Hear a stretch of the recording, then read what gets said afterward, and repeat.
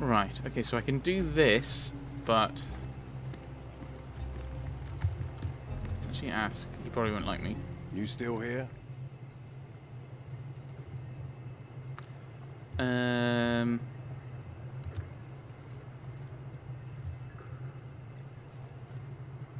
he's not going to ask about that. He'd be interested in this, is he? Your problem, not mine. Your problem, not mine. Yes, it is. Don't bother someone else with this, son. I've already told you all I've learned. I've already told you all I've learned. Crime scene. Your problem, not mine. The wounded refugee. Don't No. bother someone else with this. What's going on? The guards at the sewers were speaking about taking refugees out of the camp. Do you know anything about this, Inspector? Less than you do, obviously. And this doesn't bother you as an officer of the law? I can neither punish them nor put them on the right track, if that's what you're asking. Maybe your friends at City Hall could do something about it, but I seriously doubt that. To be honest, I'm sick and tired of being frowned on for my uniform. If those fine gentlemen you've eavesdropped on are in some shady business, that's on their heads. Alright, so he's not overly fussed about it. So we'll, yeah, kind of roughly solve what we're doing, and then we'll... good grief, we're all the way over here. We'll have a chat with some people, although some of them may not be too happy about us. What's the next one? Oh right, no, obviously. We know there was a struggle there.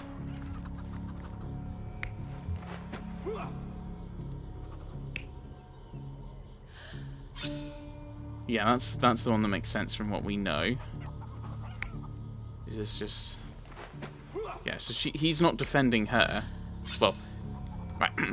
He, pointing out with John's head, isn't defending her. He is.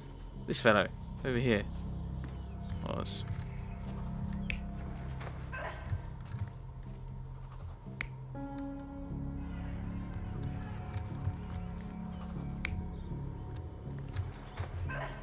So she kind of slips out.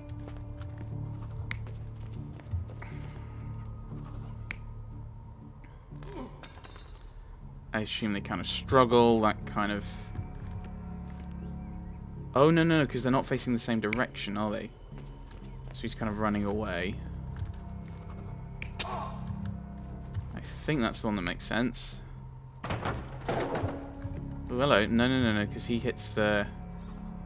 hits the crates, doesn't he?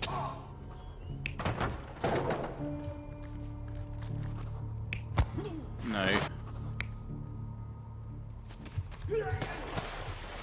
Actually, no, he's... this isn't quite right. 'Cause where's the stab? Oh, no, that's good. So, we have a thug who came to take a refugee woman with him. She resisted, but he dragged her by force. One of the refugees stood in his way, armed with a stick, yet he could do nothing against a cutthroat with a blade. The man didn't anticipate that the other refugees would intervene and stand against him. In the confusion, the woman managed to break free. The thug took fright and fled. He was stopped by the falling crates. He stumbled and fell, piercing his chest with his own blade. However, the wound didn't cause instant death. He managed to stand, but still bleeding, he lost his balance on the bridge and fell. Before all of this, the man had freely entered the camp through the main entrance. The police admitted him after they had a short smoke together. You live by the sword, you die by the sword. In our man's case, it's the same sword. More Mind Palace stuff. Thug tried to drag the girl away, but he didn't hurt her. Tended to kidnap the woman, the opportunity to kill her, but that wasn't the goal. Yes, I would say so. Not merely a thief, but also a kidnapper. Henchman who takes on various roles.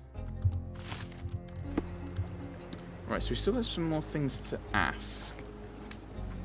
I don't think... maybe we can ask our man over here. Although we couldn't really interact with him, so maybe not. Especially with the fact there's a policeman right next to him. Help me, please. I uphold the law, so I'm not answering your questions. Right, he doesn't like me. But the problem is, he might go, well, I'm putting all this effort, and then he goes...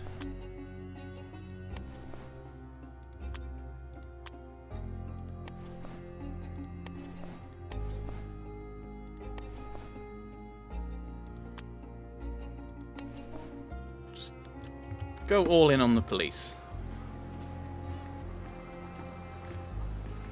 Help me, please. Oh, I don't know about that. Ask one of the others. I wonder if this will let me get through to talk to the people in. Back off. No. Even looking like a policeman, he didn't like me.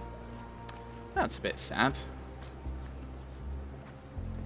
Okay, so I don't want to go and talk to them yet, if I can try and find them. Because this might give me... May I ask you something? Unfortunately, my casebook is empty on this. What does that symbol mean? Oh, that's putting it on the map, isn't it? May I ask for your assistance? Unfortunately, my casebook is empty on this. Everyone's looking at us, Sheriff. You sure you know what you're doing? You want me to go around and ask about this? I'm going to go around and ask about it. Could you help me? Unfortunately, my casebook is empty on this. Right, so they're here, having a rather secretive, rather furtive set of conversations. And, oh, I thought you might have popped in there. And, ha, caught you.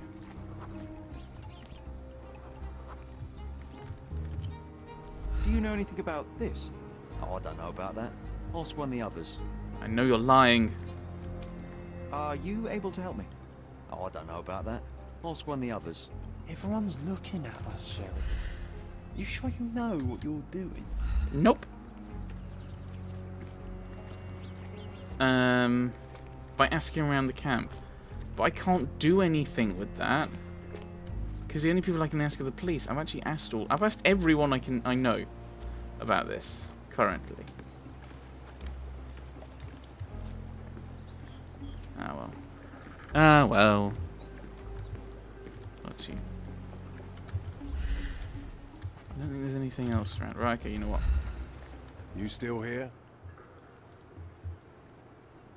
The failed kidnapping. Your problem, not mine. Oh, I disagree, but alright. Inspector, I believe I can aid your investigation. I know who the dead man is and what really happened. No, I don't. You do? I don't know who. Well, good for you. But I'm afraid I'm not the one you need to share your findings with. Speak to Mr. Harlow here. He's the one responsible for settling things in the camp. You don't even care to listen? Oh, I do care. Maybe even more than I need to. But I'm only here today to lock the place up, question witnesses, and file the facts.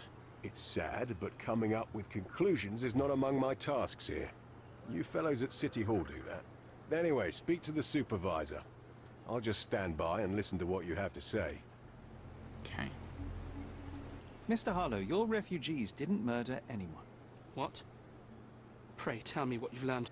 All right, listen carefully. This might solve one problem for you, but will create a few more. Oh, well, that's a great start.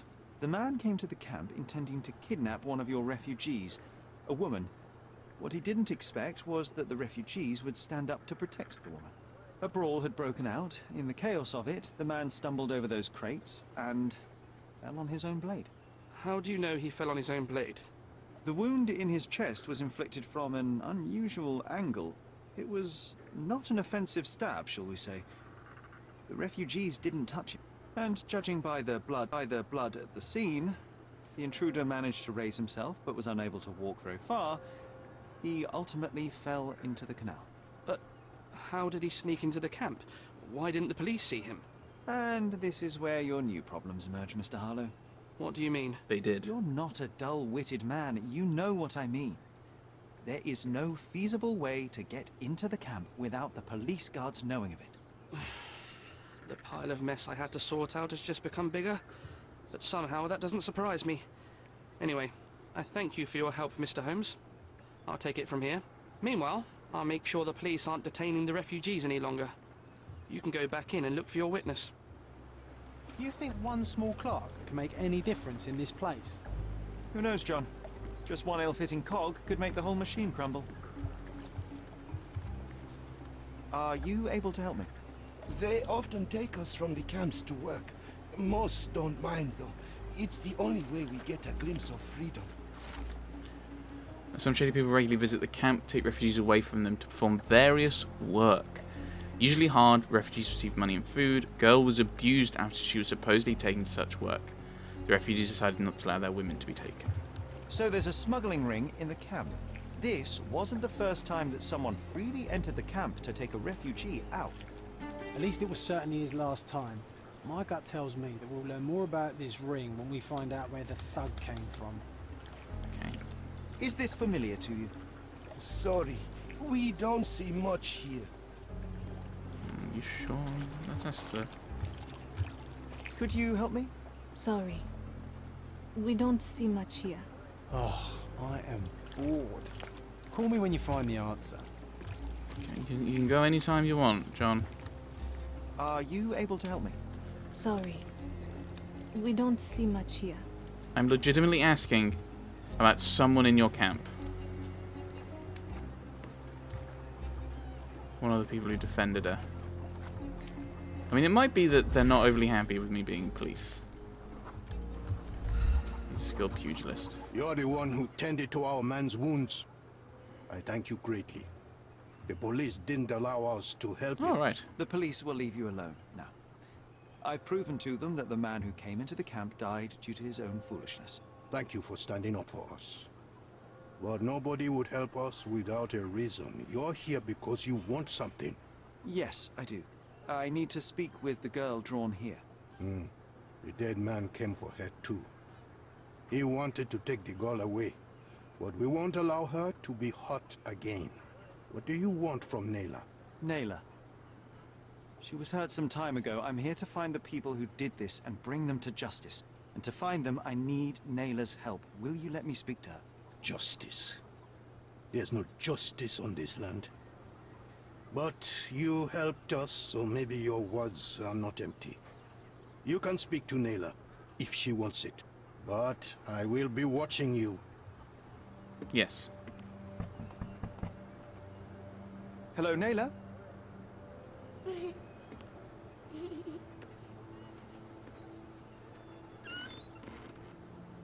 My name is Sherlock. I know someone hurt you. I am here to help. I'm trying to find the people involved and bring them to justice. Please. There is a photograph, and I'm sorry, it is terrible, but I simply must ask. Where did this happen? What can you tell me about these people? Christ, Sherlock. Nayla, I'm sorry. I'm not very good at this. You come here for me, but you are rude and cruel and condescending. A cross. The man had this cross. Now go away. Leave us be. I do not need another white man's help.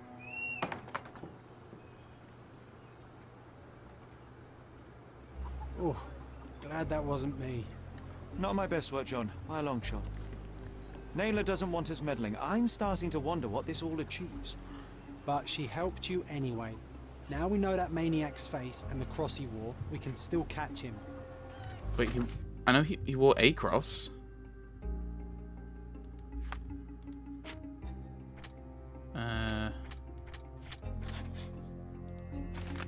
Badges such as these are usually awarded to high-ranking officials. The defiler from the photograph might be one. Surely that'd be useful. Tell me what it means. What was the cross? What did it look like? Okay.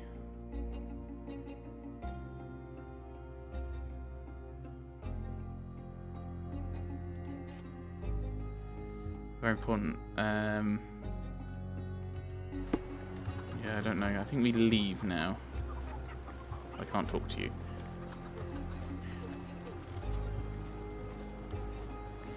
So let's move on. I think we've done everything. We've gotten everything we can here, I think.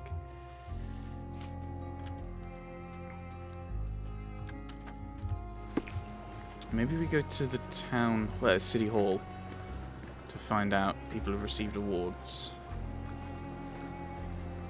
I don't know. Like, that's all I'm thinking. We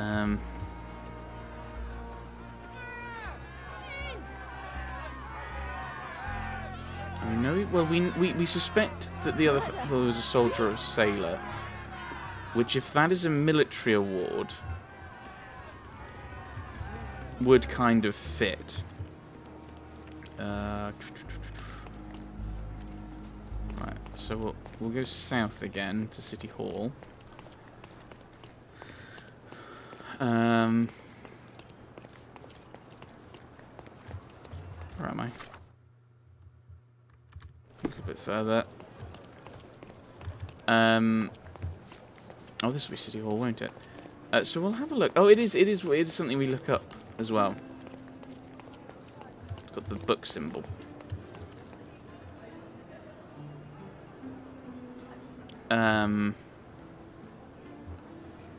And then we can have a look at newspaper, maybe, because it won't have been a crime, so it won't be in the officials, British legal documents. Oh, ha! There we go. Thomas Norton, born 1840 in London, graduated from the University of Oxford 1864. 1869, started working at the Home Office as a secretary, took a position as a military commissioner in India, honoured by the Queen herself with the Order of the Bath in 1877. March 1st, 1878, was appointed as the British envoy in Cordona with his own cabinet in City Hall. That's rather worrying.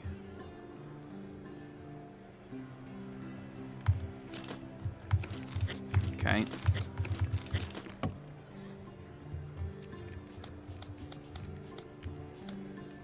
Oh, right, so we've already looked through that one.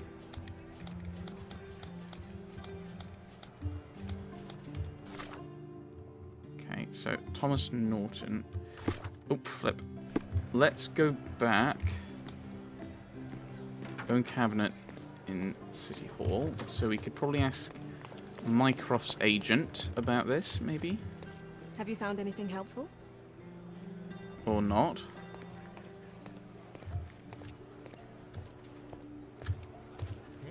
May I ask for your assistance? I will be willing to talk to you only when your shift is over, officer. Grumble, grumble, grumble. Okay, but these are the people we probably want to be interacting with, I assume. So, go with something a bit officious in City Hall.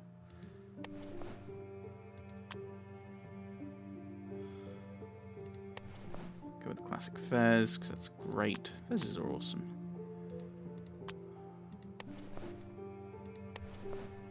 That's British, I believe, isn't it?